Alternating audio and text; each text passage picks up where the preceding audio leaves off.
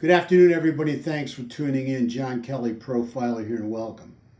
Welcome to a very sad show today.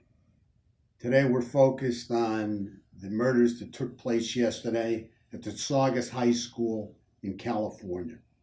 Very sad situation. Our heartfelt condolences go out to all the members of the families of the victims. And we have victims that were murdered and we have victims that were wounded, but the whole school has been victimized. The whole area has been victimized. When something like this happens, the whole country is victimized. Make no doubt about it.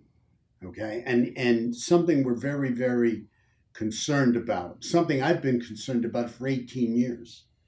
I wrote this in a book 18 years ago in my book, but I never put it out there. As many shows as I've done all around on all the Dark Minds episodes on TV, wherever I've been, because I didn't want to sell the book on dead bodies.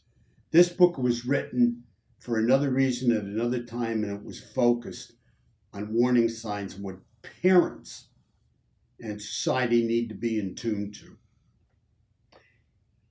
The children, they have reached a new level of rage that is the product of parenting and society. It is a challenge we must meet in this new millennium. Otherwise, we face horrible consequences. And included in that is the mental wellness, as I talked about a week ago, of our children. But I wrote that 18 years ago. Do you think there's been a lot of school shootings since 18 years ago, the last 18 years? You know, what we're looking at today is Nathaniel Berhow, 16 years old, killed 2 students, injured 3 at Saugus High School in Southern California, used a .45 caliber pistol and then turned the gun on himself, and he's listed in grave condition. See, that tells me that he was ready to kill himself and kill others. He had to probably be suffering from depression, and it just got to a point where it was so severe and he was in such a major state that he had a psychotic break. At least I'm believing this can be part of the motive, that his volcanic rage that he was carrying inside of him exploded. And I'll get to that. He seemed to be a quite average and smart kid. He did well at school. He took advanced classes in high school, was on the honor roll. I mean, this is the kind of guy you want going out with your daughter, right? He was in Boy Scouts and ran cross country. But he was raised in an alcoholic family. Now, if you're raised in an alcoholic family, you're raised in an abusive family. You're raised in a traumatic family. I'm telling you that right now. Okay? I have a lot of experience with that. His father died 2 years ago suddenly from a heart attack. Suddenly. There was no extended illness. There was no preparing for the father's death. The father just died from a heart attack.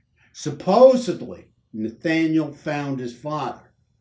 Again, extreme traumatic experience. This kid's 16 years old now. 2 years ago, he's 14 years old. He becomes a man of the family, right? He has no other brothers. He has an older sister. But for more or less, he's the man of the family. His father was arrested 3 times. 2 DWIs and 1 battery charge that was never processed. Looks like it was domestic violence, but there wasn't enough evidence for the prosecutor to move forward, so the charges weren't processed against his father. So we got 2 DWIs, 1 domestic violence that wasn't processed. Father was also a hunter. Father possessed firearms and made his own ammo.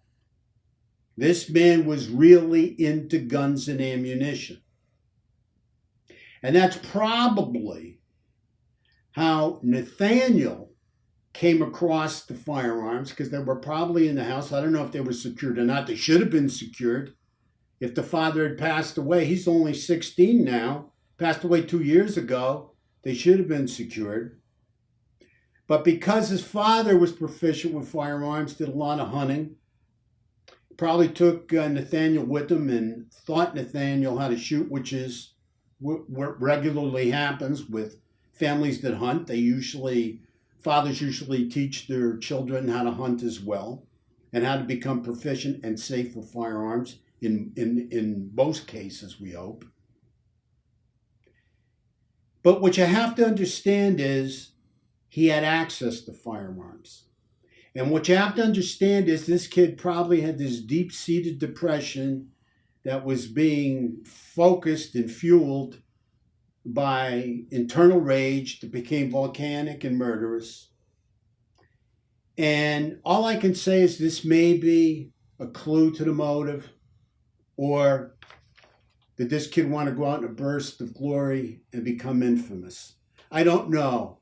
We have to get more information, and more will be revealed. I want to thank the New York Post for the information and the LA Times.